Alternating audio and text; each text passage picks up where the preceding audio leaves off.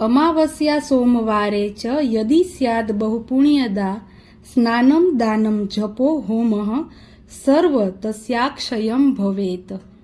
અર્થ: જો અમાવસ્યા સોમવારે આવે તો તે અત્યંત પુણ્યદાયી ગણાય છે. તે દિવસે કરેલું સ્નાન, દાન, જપ, હોમ વગેરે તમામ કર્મો અક્ષય એટલે કે ક્યારેય નષ્ટ ન થાય તેવા ફળદાયી બને છે. નમસ્કાર મિત્રો, કેમ છો બધાને જય શ્રી કૃષ્ણ. આજના વિડીયોમાં આપણે વાત કરવા જઈ રહ્યા છીએ કે પુરુષોત્તમ માસ અને સોમવતી અમાસનું શુભ સંગમ.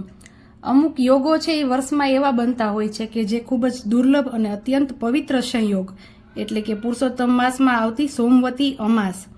એક તરફ બ્રહ્માંડના પાલનહાર ભગવાન શ્રી વિષ્ણુનો મહિનો અને બીજી તરફ દેવોના દેવ મહાદેવનો પ્રિય વાર અને પિતૃઓની તિથિ. આ દિવસે કરેલી નાની અમથી ભક્તિ પણ ભગવાન હરિ અને હર બંનેના આશીર્વાદ આપણને એક સાથે આપે છે. તો 15 જૂનના દિવસે આવતી સોમવતી અમાસ છે એ હરિ અને હર બંનેનું મિલન કહી શકાય અને ભગવાન શંકર અને ભગવાન શ્રી વિષ્ણુની સંયુક્ત કૃપા મેળવવાનો અને પિતૃઓના આશીર્વાદથી ઘરને સુખ અને સમૃદ્ધિથી ભરી દેવાનો આ સર્વોત્તમ અવસર છે. તો નમસ્તે મિત્રો, આપ સૌનું ખૂબ ખૂબ સ્વાગત. અને આજના વિડીયોમાં હું આપને જણાવવા જઈ રહી છું સોમવતી અમાસ જે 15 જૂનના દિવસે છે તેના વિવિધ શુભ યોગો, પૂજાનું મુહૂર્ત, અભિજીત મુહૂર્ત તેમજ સોમવતી અમાસની વાર્તા. તો છેલ્લે સુધી વિડીયોમાં જરૂરથી જોડાજો અને કોમેન્ટમાં હર હર મહાદેવ ચોક્કસ લખજો. મારી ચેનલને સબસ્ક્રાઈબ કરજો, મિત્રો સાથે શેર કરજો. તો ભક્તજનો, આ વર્ષે અમાસની તિથિ 14 જૂન રવિવારે રાત્રે 9 વાગ્યે અને 26 મિનિટથી શરૂ થઈ જશે અને 15 જૂન સોમવારે સાંજે 6 વાગ્યે અને 36 મિનિટે સમાપ્ત થશે. ઉદયા તિથિ મુજબ સોમવતી અમાસની પૂજા અને વ્રત 15 જૂન સોમવારના રોજ જ માન્ય રહેશે. પવિત્ર સ્નાન માટે મુહૂર્ત સવારે 4 વાગ્યે અને 15 મિનિટથી 5 વાગ્યે અને 1 મિનિટ સુધી. સવારની પૂજાનો શ્રેષ્ઠ સમય છે એ સવારે 5 વાગ્યે અને 46 મિનિટથી સવારે 7 વાગ્યે અને 27 મિનિટ સુધીનો છે. અભિજીત મુહૂર્ત છે જે શ્રેષ્ઠ મુહૂર્ત કહી શકાય, બપોરે 11:47 મિનિટથી બપોરે 12:40 સુધી રહેશે. અમાસ એ પિતૃઓનો દિવસ પણ ગણાય છે. જે લોકોની કુંડળીમાં પિતૃદોષ હોય અથવા ઘરમાં પ્રગતિ અટકેલી હોય તેમણે આ દિવસે પિતૃઓ નિમિત્તે દાન અને તર્પણ કરવું જોઈએ. પિતૃ પૂજા માટેનો સૌથી શ્રેષ્ઠ સમય બપોરે 11:30 વાગ્યાથી બપોરે 2:30 વાગ્યા સુધીનો રહેશે. આ સમયે દક્ષિણ દિશા તરફ મુખ રાખીને પિતૃઓને જળ અર્પણ કરવું અને ગીતાજીના 7મા અધ્યાયનો પાઠ કરવો. અને મિત્રો, સોમવતી અમાસની સવારે આ 4 જે સરળ કાર્યો છે એ અચૂક કરવા. તો પહેલું છે સ્નાનના પાણીમાં સહેજ ગંગાજળ અને કાળા તલ નાખી અને સ્નાન કરવું. ભગવાન સૂર્યનારાયણને તાંબાના લોટાથી અર્ઘ્ય આપવો. શિવલિંગ પર કાચું દૂધ, જળ અને બીલીપત્ર ચડાવી ઓમ નમઃ શિવાય મંત્રની માળા કરવી. સૌથી મહત્વનું, પીપળાના વૃક્ષમાં ભગવાન શ્રી વિષ્ણુ અને પિતૃઓનો વાસ છે. પીપળાના મૂળમાં જળ અને દૂધ ચડાવવું, અબીલ ગુલાલથી પૂજા કરવી અને પીપળાની 108 વખત પ્રદક્ષિણા કરવી. જો 108 શક્ય ન હોય તો 7 અથવા 11 પણ કરી શકો. આ ઉપરાંત ઓમ નમઃ શિવાયના જાપ છે, મહામૃત્યુંજય મંત્રના જાપ છે, શિવ મહિમ્ન સ્તોત્ર છે, શિવ માનસ પૂજા છે. જે પણ આપણને અનુકૂળ હોય, યોગ્ય લાગે એ રીતે પાઠ, જપ, પૂજા, હોમ વગેરે પણ આપ કરી શકો છો. અને ખાસ તો કોઈ જરૂરિયાતમંદ વ્યક્તિને મદદ કરીને સૌની સાથે સારો વ્યવહાર રાખીને તમે સાચું વ્રત કર્યું ગણાય છે. હવે આપણે સાંભળીશું સોમવતી અમાસની પવિત્ર વાર્તા. એક સાવકાર હતો, તેને ત્યાં 7 દીકરા અને 7 વહુઓ હતી. સાથે જ એક દીકરી પણ હતી. સાવકારના ઘરે રોજ એક બ્રાહ્મણ ભિક્ષા માંગવા આવતો. સાવકારની વહુઓ જ્યારે ભિક્ષા આપતી ત્યારે બ્રાહ્મણ તે પ્રેમથી લઈ લેતો, પરંતુ જ્યારે સાવકારની દીકરી છે એ ભિક્ષા આપવા જતી ત્યારે બ્રાહ્મણ તેને કહેતો, દીકરી તું સુહાગન તો છે પણ તારા ભાગ્યમાં ઘણું દુઃખ લખેલું છે. આ વાત સાંભળીને સાવકારની દીકરી ખૂબ જ ચિંતામાં રહેવા લાગી અને ચિંતાના કારણે તેનું શરીર પણ નબળું પડવા લાગ્યું. એક દિવસ જ્યારે તેની માતાએ આ નબળાઈનું કારણ પૂછ્યું ત્યારે દીકરીએ જણાવ્યું, માં, જે બ્રાહ્મણ રોજ ભિક્ષા માંગવા આવે છે તે મને કહે છે કે તું સુહાગન તો છે પણ તારા નસીબમાં મોટું દુઃખ લખ્યું છે. દીકરીની આ વાત સાંભળીને માતાએ કહ્યું, કાલે હું પણ છુપાઈને સાંભળીશ કે તને શું કહે છે. બીજા દિવસે જ્યારે બ્રાહ્મણ ભિક્ષા લેવા આવ્યા ત્યારે માતાએ છુપાઈને બેસી ગઈ.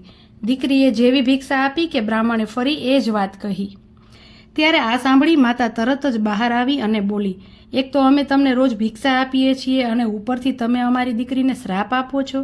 ત્યારે બ્રાહ્મણે કહ્યું કે હું શ્રાપ નથી આપતો, જે સાચું છે એ જ તમને જણાવું છું. તેના ભાગ્યમાં લખ્યું છે તે જ હું બોલું છું. ત્યારે માતાએ બે હાથ જોડી અને બ્રાહ્મણને પૂછ્યું કે જો આપ જાણો જ છો કે મારી દીકરીના જીવનમાં દુઃખ છે તો એ દુઃખ દૂર કરવાનો ઉપાય પણ તમે બતાવો. ત્યારે બ્રાહ્મણે ઉપાય બતાવતા કહ્યું, 7 સમુદ્ર પાર સોના નામની એક ધોબણ રહે છે જે સોમવતી અમાસનું વ્રત કરે છે. જો તે પોતાના વ્રતનું ફળ તમારી દીકરીને આપી દે તો આ સંકટ ટળી શકે છે, નહીંતર લગ્ન થતાં જ આના પતિને સાપ કરડી જશે. આ વાત સાંભળીને માતા ખૂબ જ રડવા લાગી અને સોના ધોબણની શોધમાં નીકળી પડી. ચાલતા ચાલતા રસ્તામાં આકરો તડકો લાગવા માંડ્યો એટલે સાવકારની પત્ની એક પીપળાના ઝાડ નીચે બેસી ગઈ. તે પીપળાના ઝાડ પર એક ગરુડ પક્ષીનો માળો હતો, જેમાં ગરુડનું એક બચ્ચું રહેતું હતું. સાવકારે જોયું કે એક સાપ તે માળા તરફ આગળ વધી રહ્યો હતો. ગરુડના બચ્ચાનો જીવ બચાવવા માટે તેણે તે સાપને મારી નાખ્યો અને એક ઢાલ નીચે ઢાંકી દીધો. જ્યારે ગરુડ પક્ષી માતા પાછી આવી ત્યારે માળા પાસે લોહી જોઈને તે ગુસ્સે થઈ અને સાવકારની પત્નીને ચાંચ મારવા લાગી. ત્યારે સાવકારની પત્નીએ કહ્યું, મેં તો તારા બચ્ચાનો જીવ બચાવ્યો છે. આ સાપ તારા બચ્ચાને કરડવાનો હતો પણ મેં તેને મારી નાખ્યો છે. ગરુડ પક્ષીએ પોતાના બચ્ચાને સહી સલામત જોઈને કહ્યું, સાવકારણ, જે માગવું હોય તે તું માગ. ત્યારે તેણે કહ્યું, મને 7 સમુદ્ર પાર સોના ધોબણના ઘરે જવું છે. શું તું મને ત્યાં પહોંચાડી શકીશ? આમ સાંભળી ગરુડ પક્ષીએ તેને પોતાની પીઠ પર બેસાડી અને 7 સમુદ્ર પાર સોના ધોબણના ઘરે પહોંચાડી દીધી. ત્યાં પહોંચીને સાવકારની પત્નીએ વિચાર્યું કે સોના ધોબણને કેવી રીતે મનાવી જેથી તે પોતાના વ્રતનું ફળ તેની દીકરીને આપે. સોના ધોબણને 7 દીકરા અને વહુઓ હતી. વહુઓ વચ્ચે કામ બાબતે રોજ ઝઘડા થતા હતા અને કોઈ કામ કરતું નહીં. રાત્રે જ્યારે બધા સૂઈ જતા ત્યારે સાવકારની પત્ની છાનીમાની સોના ધોબણના ઘરમાં આવતી અને ઘરનું બધું કામ કરી નાખતી. ગાયોને નવડાવતી, ઘરની સફાઈ કરતી, રસોઈનું કામ કરતી, વાસણ, ચોકો, લોટ દળવો, કપડાં ધોવા વગેરે, પાણી ભરવા જેવા બધા જ કામ તે પરોઢિયે દિવસ ઉગતા થાય તે પહેલાં પૂરા કરીને ચાલી જતી. વહુઓ વિચારતી કે આ બધું કામ કોણ કરી જાય છે, પણ અંદરો અંદર કોઈએ એકબીજાને પૂછ્યું નહીં. એક દિવસ સોના ધોબણે વહુઓને કહ્યું, આજકાલ તમે કામ બાબતે લડતી નથી અને બધું કામ બરાબર કરી રહી છો. ત્યારે વહુએ કહ્યું, સાસુજી, કામ તો અમારે કરવું જ પડે છે, પછી લડીને કરીએ કે રાજી થઈને કરીએ, એટલે લડવાનો શો ફાયદો? આજકાલ અમે ખુશ થઈને બધું જ કામ કરી લઈએ છીએ. હવે સોના ધોબણને શંકા ગઈ કે આખરે વહુ કામ કરે છે. તે જોવા માટે તે રાત્રે સૂતી નહીં અને જાગતી જ રહી. તેણે જોયું કે રાત્રે એક અજાણી સ્ત્રી આવી અને ઘરનું આખું કામ કરીને જવા લાગી. સોના ધોબણે તેને રોકીને પૂછ્યું, તમે કોણ છો? એવી કઈ મજબૂરી છે કે તમે અમારે ત્યાં આવીને આટલી મહેનત કરો છો? સાવકારની પત્નીએ કહ્યું, મને જરૂર છે એટલે જ હું આ કામ કરી રહી હતી. ત્યારે પૂછ્યું સોના ધોબણે, તમારે શું જોઈએ છે? અને પેલી સ્ત્રીએ કહ્યું, પહેલાં મને વચન આપો કે જે હું માગીશ તે તમે મને ચોક્કસ આપશો. ત્યારે સોના ધોબણ કહે છે, એને વચન આપ્યું કે હું તમને જે જોશે એ તમને ચોક્કસ આપીશ. ત્યારે પેલી સાવકારની સ્ત્રી કહે છે, મારી દીકરીના ભાગ્યમાં વૈધવ્ય લખ્યું છે અને મોટું દુઃખ લખ્યું છે. તમે તેને અખંડ સૌભાગ્યનું દાન આપો અને તમારી સોમવતી અમાસના વ્રતનું ફળ મારી દીકરીને આપી દો. સોના ધોબણ માની ગઈ. તેને પોતાના દીકરા વહુઓને કહ્યું, હું આ સાવકારણ સાથે જાઉં છું. જો મારા ગયા પછી તમારા પિતાજી મૃત્યુ પામે તો તેમને તેલ અને ઘીના કૂપામાં એટલે કે વાસણમાં મૂકી રાખજો. ત્યારબાદ બંને સાવકારના ઘેર પહોંચી ગયા. સાવકારની દીકરીના લગ્ન મંડપમાં ફેરા શરૂ થયા. વરરાજા મંડપમાં બેઠા હતા. સોના ધોબણ વરરાજાના ઘૂંટણ પાસે કાચો કરબો એટલે કે માટીનું પાત્ર રાખી તેમાં દૂધ ભરીને તેના દર્ભનો તાર લઈને બેસી ગઈ. થોડી વારમાં જ એક ઝેરી સાપ વરરાજાને કરડવા આવ્યો. સોના ધોબણે ચાલાકીથી કરબો આગળ ધરી દીધો અને સાપને દર્ભના તારથી બાંધી દીધો. પરંતુ વરરાજા તો દરના માર્યો ત્યાં મૃત્યુ પામ્યો. ત્યારે સોના ધોબણે પોતાની થાળીમાંથી કંકુ કાઢ્યું, પોતાની સેથામાંથી સિંદૂર, આંખોમાંથી કાજળ અને નખમાંથી મહેંદી કાઢીને નાની આંગળીથી છાંટણા કર્યા અને બોલી, આજ દિન સુધી મેં જેટલી પણ સોમવતી અમાસ કરી છે તેનું બધું જ પુણ્ય ફળ આ સાવકારની દીકરીને મળી જાય અને તેનો પતિ જીવતો થાય. આટલું કહેતા જ વરરાજા તરત જીવતો થઈને બેસી ગયો. જ્યારે સોના ધોબણ પોતાના ઘરે પાછી ફરવા લાગી ત્યારે સાવકારના પત્નીએ કૃતજ્ઞતાપૂર્વક પૂછ્યું, તમે મારા જમાઈને નવું જીવન આપ્યું છે, તમારે જે માગવું હોય તે માગી શકો. ત્યારે ધોબણ કહે છે, મારે કંઈ નથી જોઈતું, બસ મને એક નાની હાંડલી એટલે કે માટીનું પાત્ર આપી દો. સોના ધોબણ હાંડલી લઈ પોતાના ઘર તરફ નીકળી.